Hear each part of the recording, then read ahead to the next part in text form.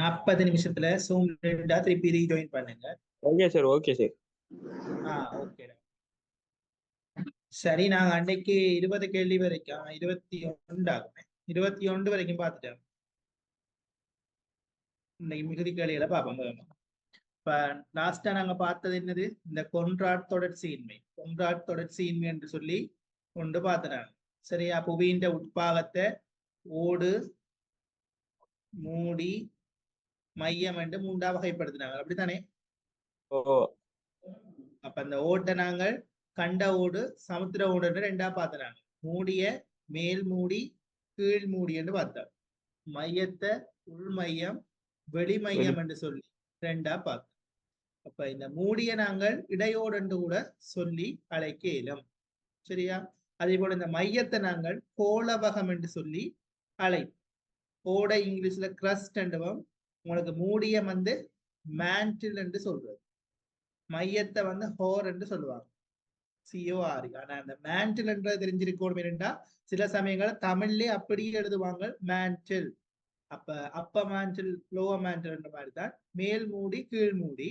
நார்மலா நீங்கள் இதை வந்து ஞாபகம் வச்சுக்கொள்ளுங்க. மூடிய நாங்கள் இங்கிலீஷ்ல மேண்டில் என்று சொல்லலாம்.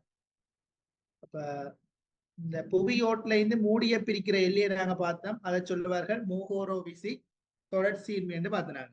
சரியா?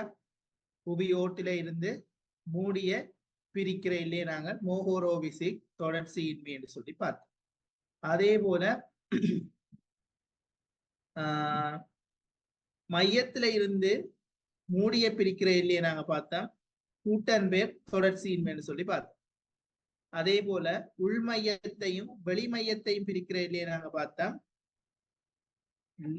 லேமன் எல்லை என்று சொல்லி பார்த்தோம். அதே போல கண்ட ஓட்டையும் சமுத்திர ஓட்டையும் பிரிக்கிறத நாங்கள் கொன்றாட் இடைவெளி என்று சொல்லி பார்த்தோம். அதிலையும் கண்ட ஓட்டுக்கு வந்து சமுத்திர ஓட்டை ஒப்படைக்க அடர்த்தி குறைவு. எனவே அடர்த்தி கூடிய கண்ட ஓடு வந்து மேல் நோக்கி அடர்த்தி கூடிய சமுத்திர ஓடு வந்து கீழ் நோக்கி வரும். அடர்த்தி குறைஞ்ச கண்ட ஓடு மேல் நோக்கி வரும். இதனால் இந்த ரெண்டையும் பிரிக்கிற எல்லையை நாங்கள் கொன்றாட் இடைவெளி என்று சொன்னோம். கண்ட ஓட்டை நாங்கள் CL படை என்று நாங்க சிலிக்கனும் அலுமினியமும் இருக்கும். சமுத்திர ஓட்ட சீமா படை என்று சொல்லுவோம். சிலிக்கனும் மேக்னீசியமும் இருக்கும். இதுதான் லாஸ்ட் கிளாஸ்ல நாங்கள் பார்த்த விஷயம். சரியா? ஓகே தானே? பண்டியாக்களுக்கு நாங்க வரும் இடைமண்டலத்தின் பிரதான பண்பு. அப்ப இடைமண்டலம் என்றா உங்களுக்கு தெரியும், புவியினுடைய உட்பாகத்தை பற்றி பார்த்தது போல நீங்க கண்டிப்பாக இந்த புவி என்ற ஒரு தொகுதி, அதாவது புவி தொகுதியை நீங்க எடுத்தீங்கன்னு சொன்னா அதுல இந்த வளிமண்டலம் என்பது மிக முக்கியமான ஒன்று. இந்த வளிமண்டலம் வந்து மாறன் மண்டலம், படைமண்டலம், இடைமண்டலம், வெப்ப மண்டலம் என்று சொல்லி 4 பிரதான மண்டலங்களாக பிரிக்கப்பட்டிருக்கும். அந்த மாறன் மண்டலத்துல நான் முதலாவது கிளாஸ்லயே சொல்லி இருப்பேன், மாறன் மண்டலத்துல அதிகரித்த வானிலையின் செயற்பாடுகள் இடம்பெறுகின்ற ஒரு மண்டலம். நோட் பண்ணிக்கொள்ளலாம். தேவையா வானிலை மூலகங்கள் என்ற செயற்பாடு இடம்பெறுகின்ற ஒரு மண்டலம் எதென்று கேட்டால் அது மாறன் மண்டலம். அங்கதான் இந்த வெப்பநிலை, மழை வீழ்ச்சி, காற்றின் அமுக்கம், ஈரப்பதன் என்று சொல்லப்படுகின்ற வானிலை மூலகங்களினுடைய அந்த செயற்பாடுகள் இடம்பெறுகின்ற ஒரு மண்டலமாக நாங்கள் மாறன் மண்டலத்தை தான் பிரதிநிதித்துவப்படுத்துவோம்.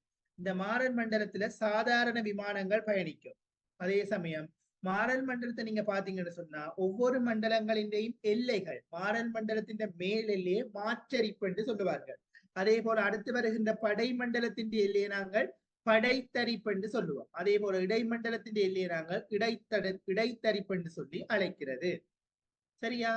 அப்ப இந்த மாறன் மண்டலத்தில் என்ன நடக்கும் என்று சொன்னால் ஒவ்வொரு 1000 மீட்டர் தூரம் செல்ல செல்ல 6.4 பாகை சி வெப்பநிலை, 6.4 பாகை சி வெப்பநிலை என்ன செய்யும் என்றால் குறைவடைந்து செல்லும்.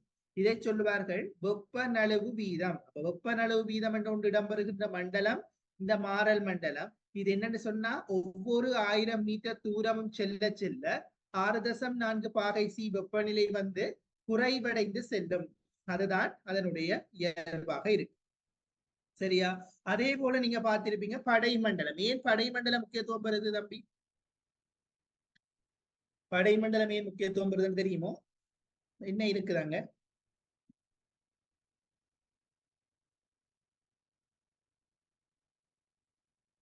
தம்பி இருக்கீங்களா? ஹலோ. ஓகே, படைமண்டலம் வந்து ஏன் முக்கியத்துவம் பெறுதுன்னு சொன்னா அங்க வந்து ஓசோன் படை இருக்குது. என்ன இருக்குது? ஓசோன் படை இருக்குது. ஓகே, ஓசோன் படை இருக்குது. இந்த ஓசோன் படை என்னத்துக்கு பயன்படும் என்று சொன்னா சூரியனில் இருந்து வருகின்ற புற ஊதா மற்றும் கலியூதா நச்சுக்கதிர்கள்ல இருந்து பூமியை பாதுகாக்கின்ற ஒன்றாக இருக்கும். சரியா? அப்ப அதுதான் படைமண்டலம்.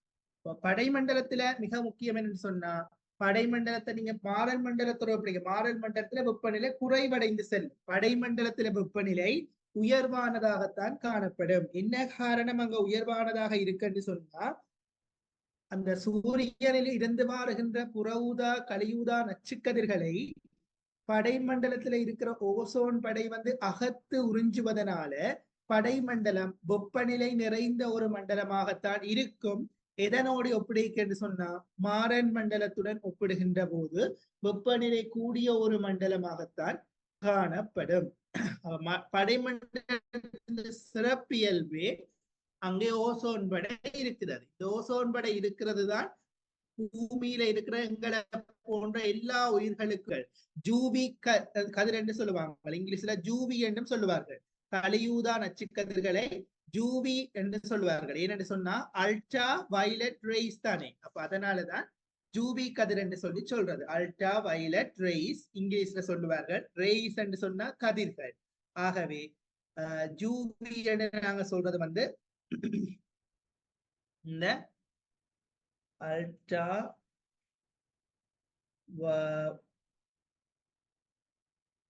வயலட் ரேஸ், அதாவது எழுதியில் அமைக்குது. ஓகே, அல்ட்ரா வயலட் ரேஸ் எங்களுக்கு இங்கிலீஷ் வந்து தேவையில்லை. உங்களுக்கு தெரிய வேண்டியது இந்த கலியூதா கதிர்களுக்கான மறுபெயராக நாங்கள் ஜூவி என்று சொல்லியும் பாவிச்சு கொள்ளலாம். அடுத்ததா நீங்க பாக்குறது தான் உங்களுடைய எக்ஸாம்ல வந்திருக்கிற கேள்வியாகவும் அமைந்திருக்குது இடைமண்டலத்தினுடைய பிரதான பண்பு. அப்ப இடைமண்டலம் இந்த 4 மண்டலங்களை பற்றியும் கண்டிப்பாக தெரிஞ்சிருக்கணும். அப்ப இடைமண்டலத்தின் பிரதான பண்பு என்னன்னு கேட்டால் இடைமண்டலத்தில மிக தாழ்ந்த வெப்பநிலை நிலவுவதே அங்க உள்ள பிரதான பண்பு. அப்ப இடைமண்டலத்தில மிக தாழ்ந்த வெப்பநிலை நிலவு எவ்வளவு என்று கேட்டால் 90 பாகை C-யாக இருக்கும்.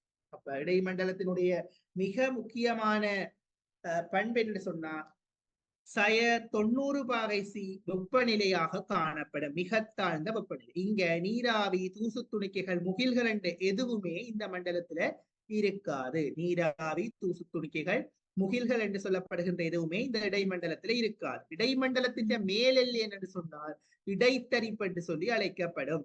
சரியா? ஓகே, இப்ப கேட்ட கேள்வியை பார்ப்போம். இடைமண்டலத்தினுடைய பிரதான பண்பு என்ன?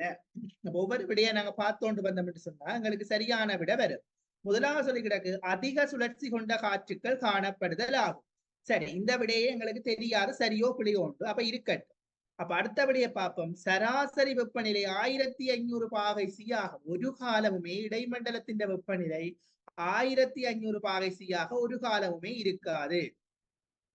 ஏனென்றால் இடைமண்டலம் தான் மிக தாழ்ந்த வெப்பநிலை கொண்ட மண்டலங்களாக இருக்கும். மாறல் மண்டலம், படைமண்டலம், இடைமண்டலம், வெப்பமண்டலம் 4 மண்டலத்திலையுமே மிக தாழ்ந்த வெப்பநிலை 90 பாகை C என்று சொன்னா யோசிச்சு பாருங்க எவ்வளவு தாழ்வான வெப்பநிலையாக இருக்கும். அப்படி ஒரு வெப்பநிலை நிலவுகின்ற ஒரு மண்டலம் தான் இடைமண்டலம். எனவே இடைமண்டலத்தில நீங்க பாத்தீங்கன்னு சொன்னா 1500 பாகை C வெப்பநிலை வந்து ஒரு காலமுமே நிலவாது. எனவே அந்த விட வராது. அடுத்தபடியை பாருங்க, இப்படை ஓசோன் வாயுக்கள் காணப்படுகிறது. அதுவும் வராது. ஏனென்று சொன்னால் ஓசோன் வாயுக்கள் என்பது 0.000006% இருக்கு. பூமியில ஓசோன் வாயுக்களினுடைய சதவீதத்தை பாத்தீங்கன்னு சொன்னா 0.000006%. சரியா? இது கண்டிப்பா ஞாபகமா இருக்கணும்.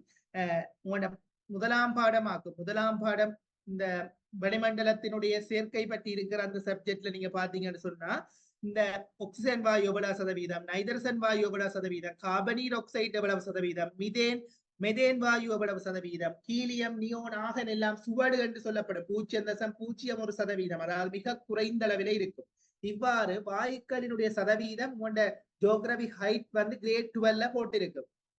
கண்டிப்பாக அதுல உள்ள சதவீதங்களைத்தான் நீங்க ஞாபகப்படுத்தி வச்சிருக்கணும். நீங்கள் ஓஎல்ல சயின்ஸ்ல எல்லாம் படிச்சிருப்பீங்க, அங்க உள்ள சதவீதங்களை இங்க ஒரு காலமுமே பயன்படுத்த முடியாது. ஏனென்று சொன்னா அவன் எதிர்பார்க்கிற ஒரே ஒரு விட உங்களோட தரம் 12 ஆசிரியர் அறிவுரைப்பு வழிகாட்டில் இருக்கிற புள்ளி விவரத்தை மட்டும்தான் அவன் எக்ஸாம்ல சரி என்று ஏற்றுக்கொள்வான். எனவே அதற்கேற்றாற் போல அதுல உள்ள புள்ளி விவரங்களை சரியாக நீங்கள் பாடமாக்கிக் கொள்ள வேண்டும். உதாரணமாக நான் உங்களுக்கு காட்டுறேன் சொன்னா நீங்க உங்களோட கைட்டை பார்க்கலாம். வெயிட், அதுல எத்தனை சதவீதங்கள் என்றதை சொல்லிட்டு போவோமே கையோடு. Yes, wait for a while.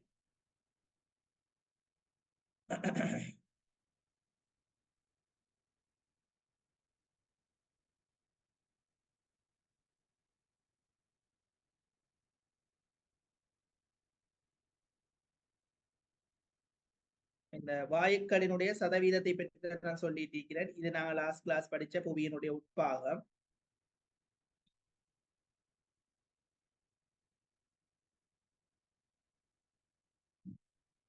இதுதான் இந்த அட்டவணை கண்டிப்பாக ஞாபகமா இருக்கணும். பாருங்க, நைதரசன் 78.09%. ஸ்கிரீன் தெரியுதோ தெரியல? ஸ்கிரீன் தெரியுதா தம்பி? ஹைட் இந்த ஸ்கிரீன் தெரியுதா? ஓகே. அப்ப இந்த சதவீதம் வந்து கண்டிப்பாக நீங்க ஞாபகப்படுத்தி வச்சிருக்கணும். பரீட்சைகள்ல அநேகமாக அவங்க கேட்பார். பார்ட் 1 கொஸ்டின்ல கேட்கல 78% மட்டும் பாடமாக்கி வச்சிருக்க கூடாது. சரியாக அக்யூரேட்டா நீங்க என்னென்ன ஞாபகம் வச்சுக்கணும்னு சொன்னா 78.09%. இந்த ஹைட்ல என்ன சதவீதத்தை அவன் தந்திருக்கிறானோ அதை மட்டும்தான் அவன் உங்களோட பரீட்சையில் எதிர்பார்ப்பான். இங்க இருக்குது ஓசோன் வாயுக்களுடைய சதவீதம் 0.406. 0.000006%. கார்பனீர் ஆக்சைடு தெரியும் 0.03%. மனிதன் சுவாசிப்பதற்கான ஆக்சிஜன் வாயு எத்தனை சதவீதம்? 20.95%. அதே சமயம் அவன் கேள்வியை எப்படியும் கேட்பார், அந்த வளிமண்டலத்தினுடைய வளிச்சேர்க்கையில நிரந்தரமான வாயுக்கள் என்ன என்று கேள்வியை கூட கேட்டிருக்கிறார் பரீட்சைகளை. நான் பாஸ் பேப்பர்லயோ அல்லது உங்களோட ஃபீல்ட் ஒர்க் சென்டர் தருவழியீட்டினுடைய பேப்பர்லையும் கேட்டிருப்பார். அந்த நிரந்தரமான வாயுக்கள் என்று சொல்றது வந்து தம்பி நைதரசனும் ஆக்சிஜனும். அப்ப இதை ஞாபகம் வச்சுக்கோ. நிரந்தரமான வாயுக்கள் என்ன? மாறுபடுகின்ற வாயுக்கள் என்று அவன் சொல்லப்படுவது நீராவி, கார்பனீர் ஆக்சைடு, ஓசோன். இது வந்து மாறுபடுகின்ற வாயுக்கள். மாசாக்கிகள் என்று சோதனையில கேட்டிருக்கிறான். மாசாக்கிகள் என்றது இந்த சல்பர் ஆக்சைடு, கந்தகவீர் ஆக்சைடு, நைதரசன் ஆக்சைடு, மெதேன், இதெல்லாமே மாசாக்கிகளாக இருக்கும். அதே சமயம் நீங்க படிச்சிருப்பீங்க, இந்த காலநிலை மாற்றத்தில பங்களிக்கிற பிரதானமான காரணிகள் இந்த குளோரோஃபுளோரோ கார்பனினுடைய வெளியேற்றம், கார்பனோர் ஆக்சைட்டினுடைய வெளியேற்றம், கார்பனீர் ஆக்சைட்டினுடைய வெளியேற்றம், கந்தகவீர் ஆக்சைடு அல்லது சல்பர் ஆக்சைடு போன்ற மாசாக்கிகளினுடைய வெளியேற்றம் எல்லாமே காலநிலை மாற்றத்துக்கான பிரதான காரணிகள் என்று சொல்லி தரம் 13ல நீங்க காலநிலை மாற்றம் என்ற பாடம் படிக்க பௌதிக புவியியல படிச்சிருப்பீங்கன்னு நினைக்கிறேன். படிச்சீங்களா? காலநிலை மாற்றத்தை தீர்மானிக்கிற அந்த வாயுக்களை பற்றி படிச்சிருப்பீங்க தானே? ஓகே. அப்ப கண்டிப்பாக இந்த வாயுக்கண்ட சதவீதங்களை கொஞ்சம் ஞாபகப்படுத்தி வச்சிருக்கோம். இப்ப நாங்க கேள்விக்கு போவோம். சரி, அப்ப இந்த விடையும் வராது. ஓசோன் வாயுகளாகும், அந்த விட வராது.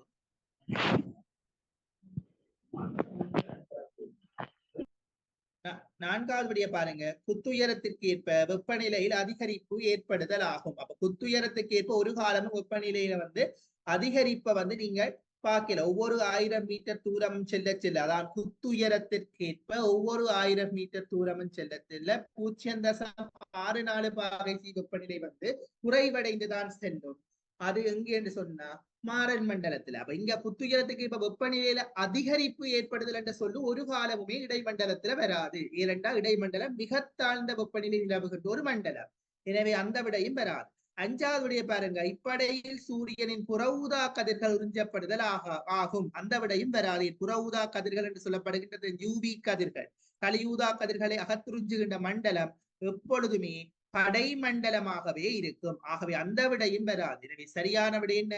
அதிக சுழற்சிகள் கொண்ட காற்றுக்கள் காணப்படுதல் ஆகும். ஆனா இந்த விட வந்து உங்களோட ஹைட்ல வந்து இருக்காது. இடைமண்டலத்தை நீங்க பாத்தீங்கன்னு சொன்னா இடைமண்டலத்திலே அவன் நான் நினைக்கிறேன் நீங்க பாருங்க, இதான் உங்களோட இடைமண்டலத்தில் அவன் தந்திருக்கிற விடைகள் என்னென்ன உண்டு. இடைமண்டலத்தின் மேலெல்லை மேற்பரப்பு இருந்து 50 கிலோமீட்டர் உயரத்திற்கு ஏற்ப வெப்பநிலை வேகமாக வீழ்ச்சி அடைகின்றது.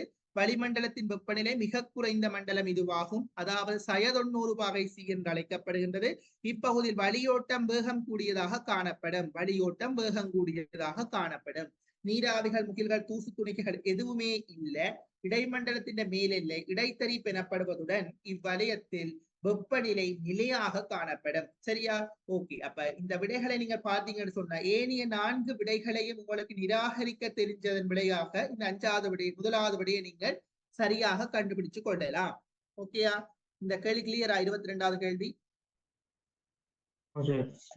ஓகே. பின்வரும் விடைகளுள் எது இலங்கையின் உலர் பத்தனை புல்நிலங்களில் 3 அமைவிடங்களை சரியாக குறிப்பிடுகின்றது? அப்ப நான் நினைக்கிறேன் அது இப்பதான் நீங்க படிச்சு கொண்டு இருக்கிறீங்கன்னு நினைக்கிறேன். அப்ப இந்த உலர் பத்தனை, ஈரப்பத்தனைகள் என்று சொல்லி இந்த இலங்கையினுடைய புல்நிலங்களை பற்றி, ஈரநிலங்கள் அதுகளை பத்தி நீங்க இப்பதானே படிக்கிறீங்க. அந்த அடிப்படையில இது வந்து நோட்ஸ்ல உள்ள பகுதி தான். பின்வரும் விடைகளுள் எது இலங்கையின் உலர் பத்தனை புல்நிலம் என்று சொல்றதுக்கு எது சிறந்த உதாரணம் என்று சொன்னா முதலாவது விடை இறக்குவானை, பண்டாரை, பண்டாரவளை, வெளிமடை போன்ற பகுதிகளை நாங்கள் இதுக்கு உதாரணமாக சொல்லிக் கொள்ளலாம். சரியான விட இதுதான். நீங்க இதுதான் நோட்ஸ் படிப்பீங்க, படிக்க கொஞ்சம் அதை பார்த்து கொள்ளுங்க. சரி, அம்பேவலை ஏன் ஃபேமஸ் ஆன இடம் என்று சொன்னால் இந்த பால் பண்ணை இருக்கிறதெல்லாம் அம்பேவலை அந்த இடம் தானே? என்ன தம்பி? ஓகே. அப்ப 23வது கேள்வி சரி. அடுத்து நாங்க 24வது கேள்வி போவோம். இது வந்து அருகிலே உள்ள ஆஸ்திரேலியா படத்தின் முறையே பி மற்றும் சியால் குறித்து காட்டப்பட்டுள்ள 3 வகையான உயிரின கூட்டங்களை சரியாக தெரிவு செய்க. உயிரின கூட்டம் அல்லது உயிர் பெருந்திணிவு என்றும் சொல்லுவார்கள். உயிரின கூட்டம் அல்லது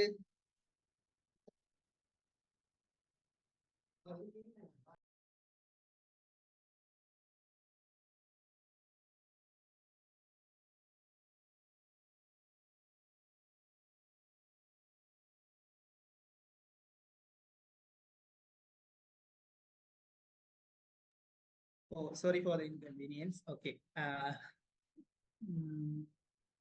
அருகிலுள்ள ஆஸ்திரேலியா படத்தில் ஏகம, பிகம மற்றும் சியினால் குறித்து காட்டப்பட்டுள்ள 3 வகையான உயிரின கூட்டங்களை காட்டுகின்ற சரியான தெரிவு எதென்றுதான் உங்கள்கிட்ட கேள்வி கேட்டுக்கிட்டாங்க. அப்ப இந்த உயிரின கூட்டம், உயிர் பெருந்திணிவு எல்லாம் ஒரே பெயர்கள். அதை ஞாபகம் வச்சு கொள்ளுங்க. இந்தாங்க இப்ப இந்த உங்களோட ஹைட்ல வந்து நான் நினைக்கிறேன் எத்தனையாம் பக்கம் என்று சொன்னா 27வது பக்கம் தரம் 13ல நீங்க பாத்தீங்கன்னு சொன்னா இந்த படம் வந்து இருக்கு.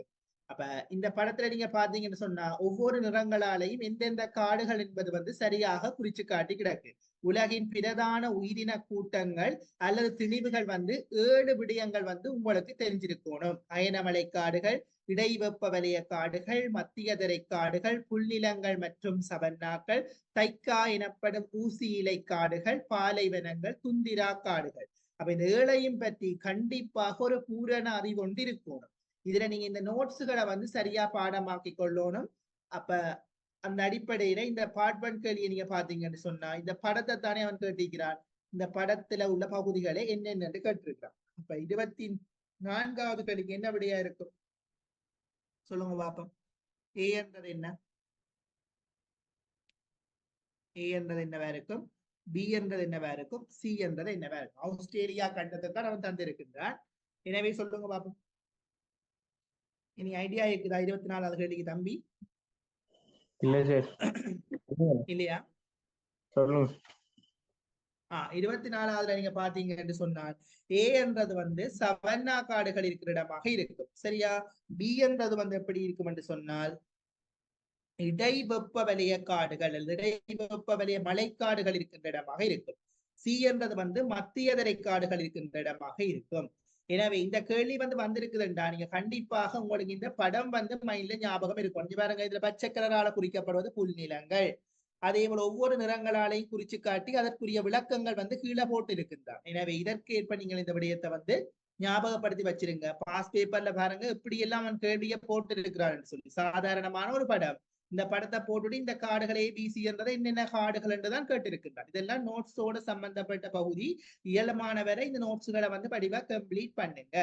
சரியா? நாங்கள் ஒவ்வொரு பாடங்களும் படிக்கல வந்து நானும் சொல்லிட்டு போவேன். அந்த சமயம் நீங்களும் வந்து மேலதிகமா படிச்சுட்டு போவோம். ஏன்னா டைம் பண்ணி கொஞ்சம் காலம் தானே இருக்குது. எக்ஸாம் வியூல நாங்க படிச்சுட்டு போவோம். ஓகே. அப்ப இது நாங்க இந்த கேள்வியை சரி. இப்ப இதுக்கு விட சரி வந்து 5வது விட வந்து சரியான விட. எனவே இந்த கேள்வியை நாங்க படிச்சு அடுத்த கேள்வி போவோம். பச்சை வீட்டு வாயுக்கள். இப்பதான் நான் சொன்னேன் காலநிலை மாற்றத்தில பிரதான ஒரு பங்களிப்பை இந்த பச்சை வீட்டு வாயுக்களினுடைய வெளியேற்றம் என்கின்றது ஒன்று தீர்மானிக்கின்றது. பச்சை வீட்டு வாயுக்களினுடைய வெளியேற்றம் வந்து காலநிலை மாற்றத்தை தீர்மானிக்கின்றது. பச்சை வீட்டு வாயுக்கள் என்னென்ன தம்பி? கார்பன் ஆக்சைடு, கார்பனீர் oxide, methane, methane, CH4, okay. அடுத்து வந்து கார்பனோர் ஆக்சைடு, கார்பனோர் ஆக்சைடு, கந்தக வீரோக்சைடு அல்லது சல்பர் ஆக்சைடு, நைதரசனீர் ஆக்சைடு, இது எல்லாமே என்ன பச்சை வீட்டு வாயுக்களாக சொல்லுவோம். பச்சை வீட்டு வாயுக்களினுடைய வெளியேற்றம் வந்து எங்களினுடைய காலநிலை மாற்றத்தில பிரதானமான ஒரு பங்களிப்பை நிகழ்த்துகின்றது. இங்க பாருங்க, கார்பன், சல்பர் ஹெக்சைடு, குளோரோ கார்பன், இதுகள் தான் இந்த பச்சை வீட்டு வாயுக்கள். இது வந்து கைத்தொழில் மயமாக்கத்தினால்தான் அதிக அளவுல வந்து எங்களோட சூழல்ல வந்து சேர்ந்து கொள்கின்றன. சூழல்ல வந்து பச்சை வீட்டு வாயுக்களை அதிக அளவில் சேர்க்கின்ற ஒரு துறையாக இவையும் விளங்குகின்றது. அப்ப இதுதான் உங்களோட கேட்ட கேள்வி. இந்த சதவீதம் வந்து தம்மி ஞாபகப்படுத்தி வச்சுக்கொள்ளுங்க. அதாவது பூகோள பச்சை வீட்டு வாயுக்களினுடைய பங்களிப்பு ஒவ்வொரு துறைகள் சார்ந்தும் என்னென்ன பங்களிப்பு வந்து இருக்கிறது என்பதை நீங்க கண்டிப்பாக ஞாபகப்படுத்தி வச்சுக்கொள்ளுங்க. ஏன்னா பாஸ் பேப்பர்ல அப்படி ஒரு கேள்வியை கூட அவன் போட்டிருக்கிறார் பாருங்க. பச்சை வீட்டு வாயுக்களை வளிமண்டலத்துக்கு வெளியேற்றும் பிரதான துறை எது? இதுதான் உங்களுக்கு தந்த கேள்வி. இப்ப இந்த கேள்விக்கு விடை எழுதணும்டா இது ஊகிச்சு விடை எழுத முடியாது. அதாவது நீங்கள் ஒரு யூகம் அல்லது ஒரு வியூகத்தின் அடிப்படையில் ஒரு காலமுமே விடை எழுத முடியாது. இது கண்டிப்பாக இந்த பெர்சன்டேஜ் வந்து உங்களுக்கு ஞாபகம் இருந்தா மட்டும்தான் என்ன செய்து கொள்ள முடியும், எழுதக்கூடிய மாதிரி இருக்கும். அவ பாருங்க, சக்தி வலுத்துறையினால 26% வெளியேற்றப்படும், கைத்தொழிலால 19% வெளியேற்றப்படும், காடழிப்பால 17%, அதே போல விவசாயம் 14, போக்குவரத்து 13.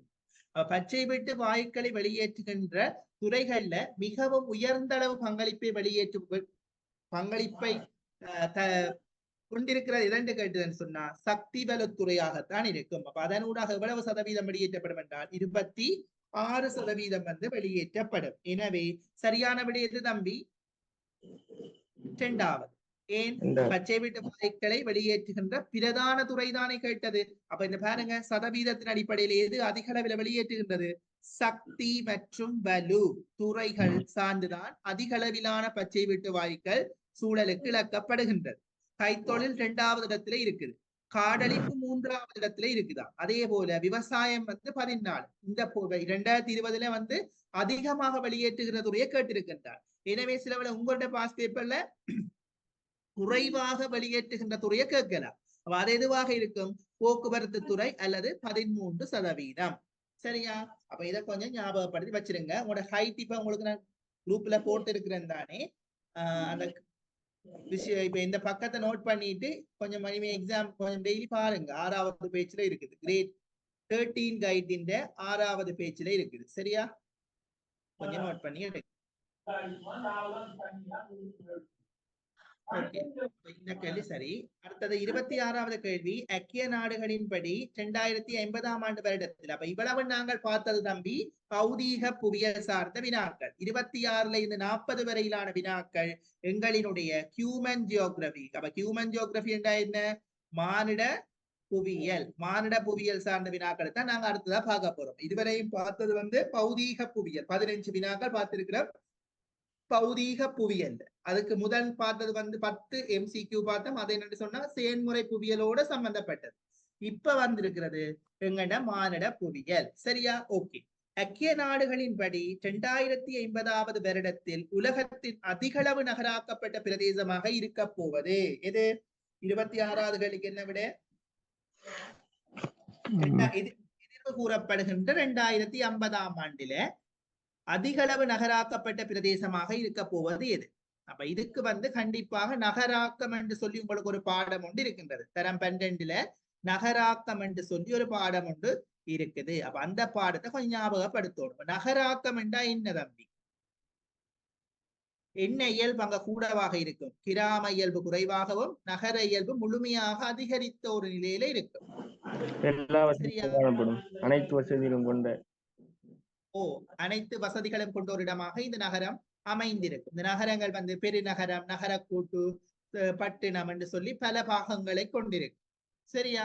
ஓகே. பிரதானமாக உங்களுக்கு 2017 பாஸ் பேப்பர் இருந்தா பாருங்க. அதுல கிராமம், நகரம், கிராம நகரம் இந்த மூன்றுக்கும் இடைப்பட்ட வேறுபாடுகளை கேட்டிருந்தவன் கூட இருக்கு. 2017 பார்ட் 2ல நீங்கள் மானிட புவியியல் சார்ந்த வினாக்கள்ல பாத்தீங்கன்னு சொன்னா இந்த கிராமம் நகரங்களுக்கு இடைப்பட்ட வேறுபாடுகளை வந்து அவன் கேட்டிருக்கின்றான். சோ அதை கொஞ்சம் பாருங்க. சரி,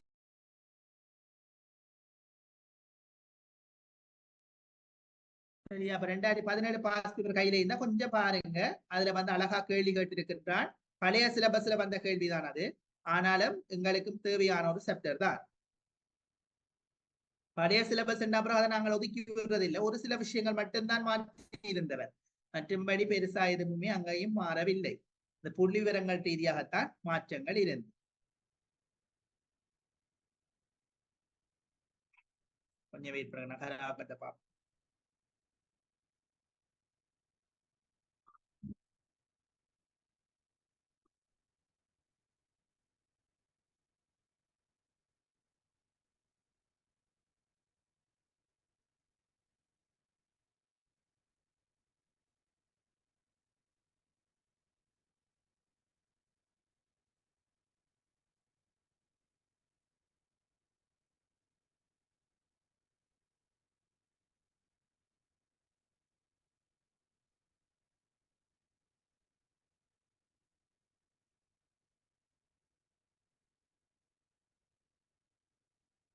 நகராக்கம் என்ற ஒரு பாடம், இலங்கையின் நகராக்கம், உலகின் நகராக்கம் என்று நீங்க படிச்சிருப்பீங்க. சரியா? அப்ப இலங்கையில வந்து அதிகரித்த வசதி கொண்ட இடமாக, மக்கள் அதிக அளவில் இடம்பெயர்ந்து சென்று இப்ப குடியேறி இருக்கிற இடங்களாகவும் இந்த நகரங்கள், நகரங்களுக்கு கிராமங்களுக்கு இடைப்பட்ட கிராம நகர பகுதிகளும் விளங்குகிறது. சரியா? ஓகே, இதுதான் அந்த உலக நகரமயமாக்கம். இந்த நகரமயமாக்கல் சுட்டி என்று ஒன்று இருக்கின்றது. உங்களுக்கு ஒரு நாளும் கல்கியூலேஷன், அதாவது கணிப்பிடுகின்ற பகுதி எக்ஸாமில கேட்க மாட்டான். ஆனால் இந்த சமன்பாடுகளை அவன் கேட்பது உண்டு. சரியா? நகரமயமாக்கல் சுட்டிக்குரிய சமன்பாட்டை அவன் கேட்பான். அதே சமயம் பிறப்பு வீதத்திலே இறப்பு வீதத்தை கழிச்சு அதோட இடம்பெயர்வை நாங்க சேர்க்கிறமாக இருந்த பிளஸ் மைனஸ் இடம்பெயர்வை சேர்ப்பமாக இருந்தா எங்களுக்கு என்ன வரும்? என்ன வரும் தம்பி? இந்த சமன்பாடு என்ன? பிறப்பில இருந்து இறப்ப கழிச்சு இப்படி ஒரு சமன்பாடு உங்களுடைய புக்கில இருக்கு நினைக்கிறேன். பிளஸ் மைனஸ் மிக்ரேஷன், இதை சேர்த்தா என்ன வரும் உங்களுக்கு? இதெல்லாம் எக்ஸாம்பிள் கேட்டு இருக்கின்றா? குடித்தொகை. குடித்தொகை குடித்தொகை வளர்ச்சி என.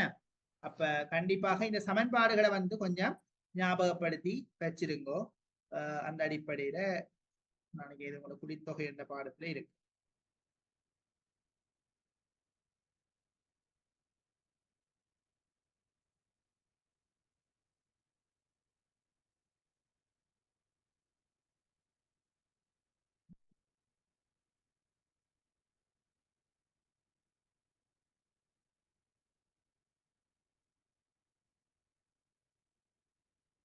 மற்றது இந்த பாடங்கள் வந்து புவியியல்ல வந்து சதவீதங்கள் எப்படி ஞாபகம் வச்சிருக்கிறேன்னு நீங்க கேட்கலாம். உங்க மனசுல கூட அப்படி ஒரு கேள்வி சார், இல்லாத நிறைய சதவீதங்கள் இருக்கே.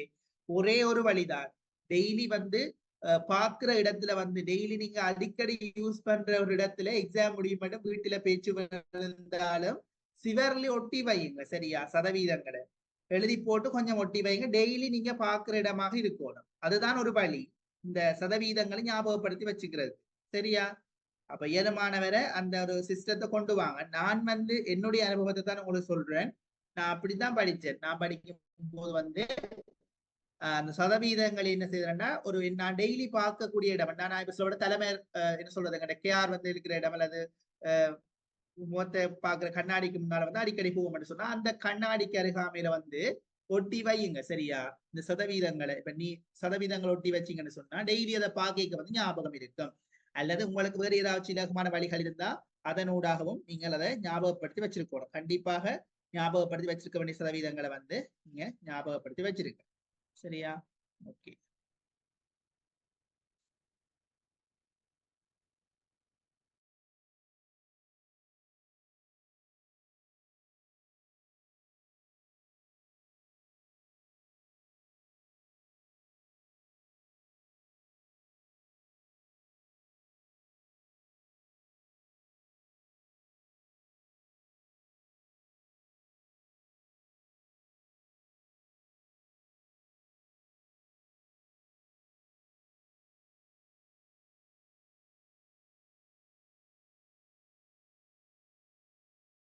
ஓகே, சரி, நாங்க இப்ப கேள்விக்கு வருவோம். அப்ப இந்த கேள்வியில பாத்தீங்கன்னு சொன்னா, ஐக்கிய நாடுகளினுடைய 2050 வருடத்தில் உலகில் அதிகளவு நகராக்கப்பட்ட பிரதேசமாக இருக்க போது வட அமெரிக்காவாக இருக்கும். வட அமெரிக்காவாக இருக்கும். சரியா? இப்ப உலகத்துல சனத்தொகை கூடிய நாடு என்ன தம்பி? தற்போது உலகத்துல சனத்தொகை கூடிய நாடு என்ன? முதலாவது இடத்துல இது இருக்கு ஐரோப்பிய நாடுகள். உலகத்துல. நோ, முதல் சீனா இருந்துச்சு. ஆனா ஆஃப்டர் த கோவிட், அதுக்கு கோவிட்டோட எல்லாமே மாறிட்டு தானே. இப்ப முதலாவது இடத்துல உலகத்தில சனத்தொகையில முதலாவது இடத்துல இருக்கிற நாடு இந்தியாவில தான் உலகத்துல அதிக சனத்தொகை கொண்ட நாடாக பிரகடனப்படுத்தி இருக்கிறான். இந்த நாடு இந்தியாவை. சரியா? அது ஞாபகம் வச்சுக்கொள்ளும். மற்றது அபிவிருத்தி அடைந்து வரும் நாடுகள், அபிவிருத்தி அடைந்து வரும் நாடுகள்ல இருந்து அபிவிருத்தி அடைந்த நாடுகளுக்கு மக்கள் செல்கின்றார்கள். என்னென்ன காரணமா இருக்கு? இது ஒரு ஜென்ரலான கேள்வி. இது பின்னுக்கு நாங்க பார்க்க போறதுதான். என்னென்ன காரணம் சொல்லுவீங்க? என்ன கேள்வி சார்? அபிவிருத்தி அடைந்து வருகின்ற நாடுகள்ல இருந்து அபிவிருத்தி அடைந்த நாடுகளுக்கு மக்கள் செல்கின்றார்கள். இது ஒரு இடப்பெயர்வு அல்லது குடிபெயர்வுக்கான இந்த காரணம் என்ன? இது ஒரு சர்வதேச ரீதியில் இடம்பெறுகின்ற குடிபெயர்வு. தேவைகளை பூர்த்தி செய்துள்ளதுக்கு. அப்ப எக்ஸாம்ல கேட்டா அப்படி எழுதுவீங்க. அந்த மாதிரி எனக்கு ஒரு 3 பாயிண்ட் சொன்னா சரி. வேற ஒண்ணு தேவை. 3 பாயிண்ட் சொன்னா சரி. யோசிச்சு சொல்லுங்க. ஒன்று பாத்தீங்கன்னா தம்பி, வருமானம் ஒன்று வருமானத்தை ஈட்டிக் கொள்ளல். சரி. இரண்டாவது வேற என்ன?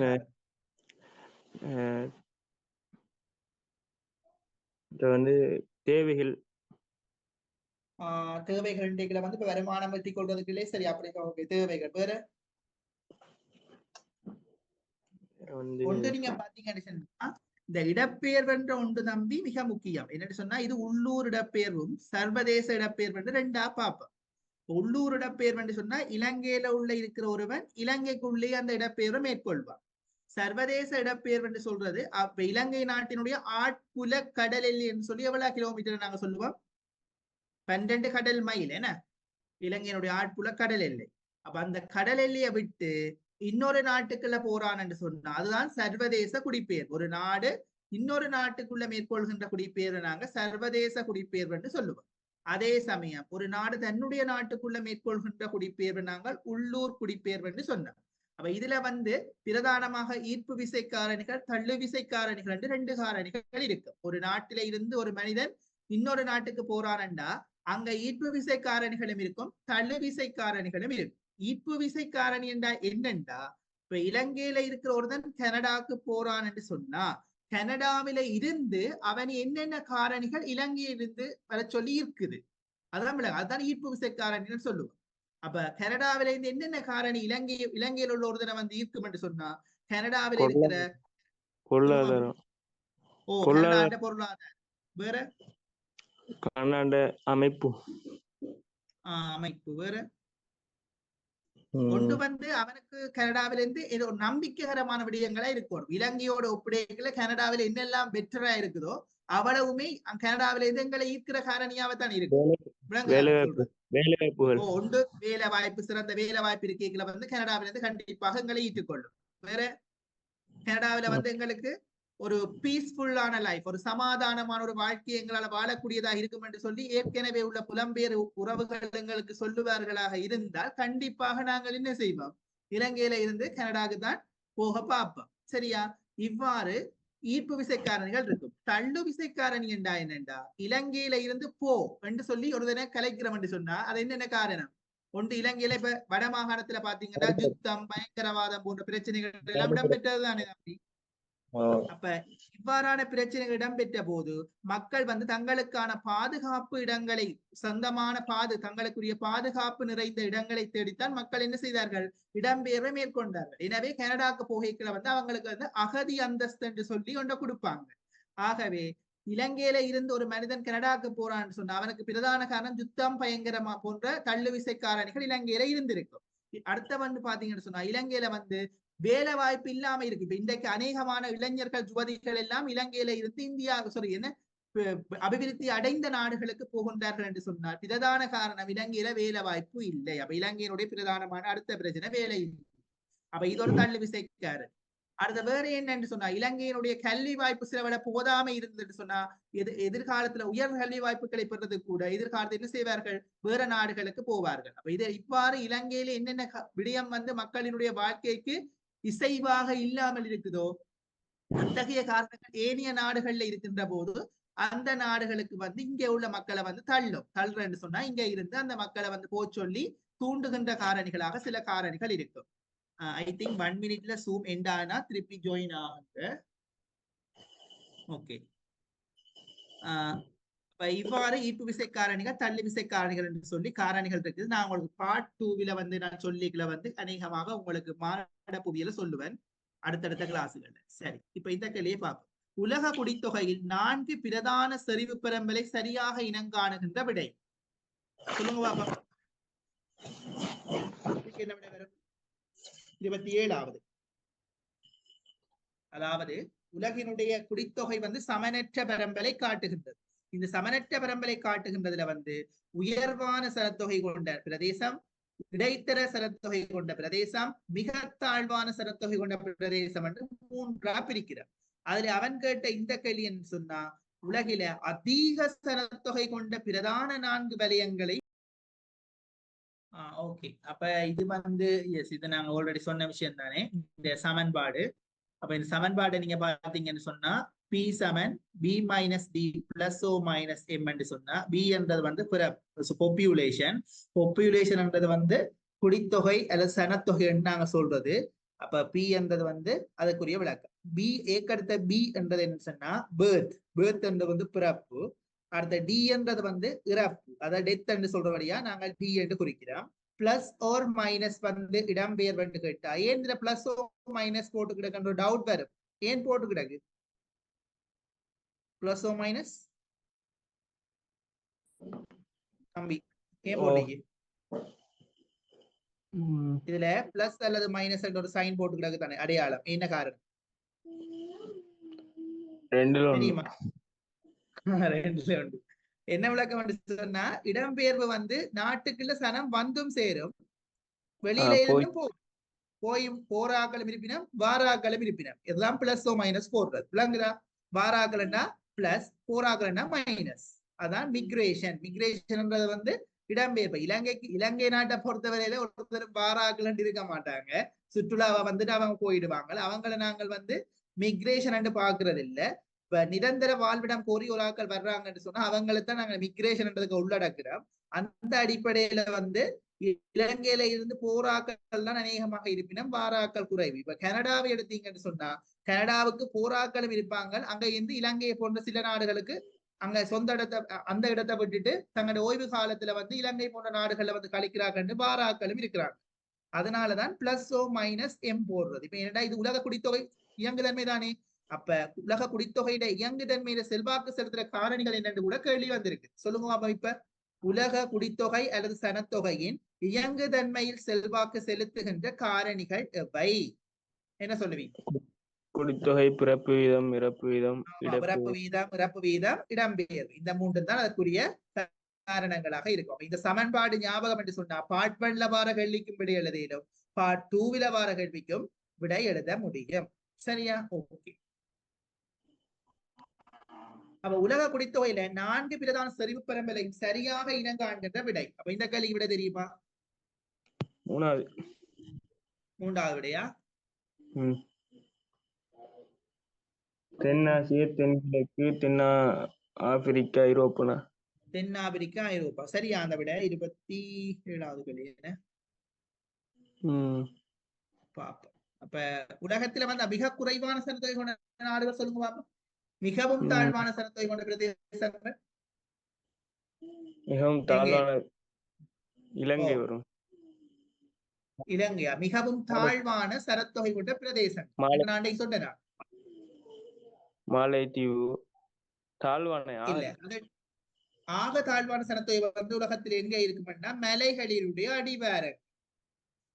படிச்சமே, மலைகளின் அடிவாரங்கள், அதிக குளிர் நிறைந்த பிரதேசங்கள், அதிக வெப்பம் நிறைந்த பிரதேசங்கள் எல்லாம் மிக குறைவான சனத்தொகை வந்து இருக்கும். மிக குறைவான சனத்தொகை வந்து இருக்கு. உதாரணமாக இமாலய மலைத்தொடரின் அடிவாரம். இங்க வந்து மிக குறைந்த அளவிலான சனத்தொகை தான் இருக்கும். அதே சமயம் ஆர்டிக், அந்தியார்டிக் சமுத்திர வலய பிரதேசங்கள், கிரீன்லாந்து தீவு பகுதி, இங்கே எல்லாமே சனத்தொகை மிகவும் ஐதாக காணப்படும். ஏனென்று சொன்னா அங்க வந்து மனிதன் வாழ்வதற்கு பொருத்தமற்ற காரணங்களைத்தான் அவை கொண்டிருக்கும். சரியா? இங்க பாருங்க, பூகோள குடித்தொகை அவதானிக்கும் போது சனத்தொகை அடர்த்தி கூடிய வலயம் மத்திமம் சனத்தொகை அல்லது மறுபெயர் சொல்வார்கள் இரண்டாம் நிலை சனத்தொகை கொண்ட வலயங்கள், சனத்தொகை ஐதான பிரதேசம். உலகின் குடித்தொகை கூடிய 4 வலயங்கள். பாருங்க, எல்லா கேள்வியும் ஹைட்ல இருந்துதான் வருது. ஒன்று வந்து கிழக்காசியா, தென்னாசியா, தென்கிழக்காசியா, ஐரோப்பா. இந்த 4ம் ஞாபகம் இப்படி ஈஸியா வச்சிருக்கலாம்டா. கிழக்காசியா வந்தா தென்கிழக்காசியா வரும், அதோட தென்னாசியாவும் ஐரோப்பா வரும். தென்னாசியாவை எப்படி ஞாபகம் வச்சுக்கிறேன்னு சொன்னா, இலங்கை, நாங்கள் இருக்கிறது வந்து தென்னாசியாவிலான இருக்கிறோம். என்ன? எஸ். அப்ப அதே சமயம் உலகத்துல வந்து அதிக சனத்தொகை கொண்ட நாடு என்று சொல்ற இந்தியா வந்து தென்னாசியாவில தான் இருக்கு. ஆகவே உலகில குடித்தொகை கூடிய வலயங்கள்ல தென்னாசியா வரும், தென்கிழக்காசியா வரும், கிழக்காசியா வரும், ஐரோப்பா வரும். இவ 4மே உலக குடித்தொகையில அதிகமாக கொண்ட வலயங்கள். சரியா? அதே போல 2ஆம் நிலை குடித்தொகை கொண்ட வலயங்களும் இருக்குது. அதே சமயம் மிக ஐதான குடித்தொகை கொண்ட வலயங்களும் இருக்குது. என்னண்டா, நீங்க கிரேட் லெவல்ல ஜியோகிராஃபி படிச்சதா? இல்ல சார். மற்ற தம்பி, இந்த கண்டங்கள் வலயங்கள் அடிப்படையில குடித்தொகையில பரம்பல் சதவீதம் ஞாபகமா இருக்கும். ஆசியாவில் எத்தனை சதவீதம்? 60.3, ஆப்பிரிக்காண்ட 4.5, ஐரோப்பாண்ட 11.4, வட அமெரிக்கா 7.6, தென் அமெரிக்கா 5.6. ஓசானியா தீவுன்றது வந்து ஆஸ்திரேலியாவும் நியூசிலாந்தும் சேர்ந்ததான் ஓசானியா. சரியா? ஆஸ்திரேலியா பிளஸ் நியூசிலாந்து இந்த 2ம் சேர்ந்ததான் ஓசானியா தீவுகள். சரியா? ஆஸ்திரேலியாவை நியூசிலாந்தையும் சேர்த்து ஓசானியா தீவுகள் என்று சொல்லுவார்கள். அங்க 0.6% இருக்கு. ஓகேயா தம்பி? ஓகே. அப்ப இப்ப கேள்விக்கு சரியான விடை என்ன சொன்னா, கிழக்காசியா, தென்னாசியா, தென்கிழக்காசியா, ஐரோப்பா. சரியா? 5வது விட வந்து சரி. ஓகே. நாடொன்றின் அடுத்த கேள்வி வந்திருக்கு பாருங்க. நாடொன்றின் குடித்தொகை வளர்ச்சியை விளக்குவதற்கு பயன்படுத்தப்படும் பிரதான 3 கூறுகளும் எவை? எத்தனாவிட? 3வது. எஸ். சனத்தொகையின் குடித்தொகையின் இயங்குதன்மை, அதாவது பாப்புலேஷன் என்ற சமன்பாடு என்னென்று சொல்லுதுண்டா, பிறப்பு வீதத்தோட இறப்பு வீதத்தை கூட்டி இடம்பெயர்வை வந்து நாங்கள் பிறப்பு வீதத்தில இறப்பு வீதத்தை கழிச்சு அதோட நாங்கள் பிளஸ் அல்லது மைனஸ் மிக்ரேஷனை சேர்த்தா சரி. பிளஸ் அல்லது மைனஸ் மிக்ரேஷன்.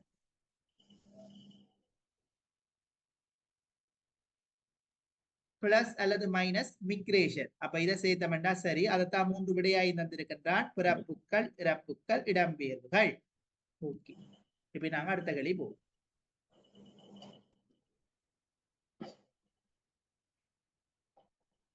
அடுத்த கேள்வி என்ன சொல்லுதுன்னா, தென்கிழக்கு ஆசிய நாடுகளின் சங்கம் ஏசியன் அமைப்பு, இந்த ஒவ்வொரு அமைப்புகளை பற்றியும் தரம் 13ல மானிட புவியில இருக்கும். சார்க் அமைப்பை பத்தி இருக்குது, தென்கிழக்கு ஆசிய நாடுகளின் கூட்டமைப்பை பத்தி இருக்குது. அப்படி ஒவ்வொரு அமைப்புகள் இருக்குதானே தம்பி? அதுல வந்து தென்கிழக்கு ஆசிய நாடுகளின் சங்கம் என்று சொல்லப்படுகின்ற ஏசியன் அமைப்பை ஸ்தாபிப்பதற்கான முதலாவது கலந்துரையாடல் இடம்பெற்ற நகரம் இது. Kuala Lumpur, Malaysia. கோலாலம்பூரா? ஓ, ஷுவரா? கடைசியா நடந்த கோலாலம்பூர் இல்லையே?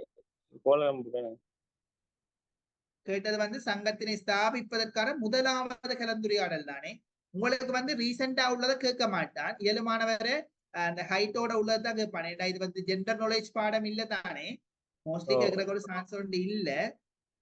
இந்த பாடம் என்ன செய்யற, கொஞ்சம் படிக்க போகும், நிறைய பாடமாக்கணும். அதுதான், நிறைய பாடமாக்கணும். பார்ட் 2 சாய்ஸ் பண்ணி நாங்கள் படிச்சாலும் பார்ட் 1ல கண்டிப்பாக நாங்க என்ன செய்யணும், எல்லாத்தையுமே படிச்சிருக்கோம். அப்பதான் விடையளிக்கக்கூடிய மாதிரி இருக்கும். பாஸ் பேப்பர் நாங்க செய்யறோம் தானே. ஒவ்வொரு பாஸ் பேப்பர் செய்ய நிறைய விஷயங்களை நாங்க கதைக்கிறோம். ஆகவே ஓகே, சாட்டிஸ்ஃபையா இருக்கும்.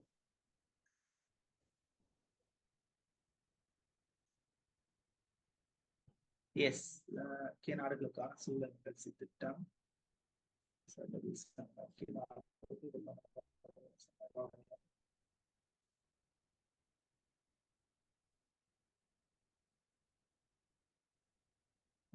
நீங்க அந்த கைட்ல பார்த்தா இருக்கும், நீங்க grade 13ல இருக்குமே. எஸ்,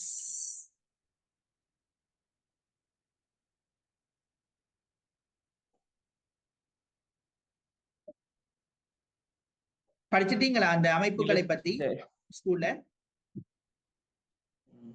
என்ன படிக்கல ஸ்கூல்ல எப்ப எக்ஸாம், டேர்ம் எக்ஸாம் தெரியுமா? பிரைவேட்டா தான் செய்றேன். சாரி சாரி, அடிக்கடி மறந்து போறேன் பாத்தீங்களா, சாரி போல. ஓகே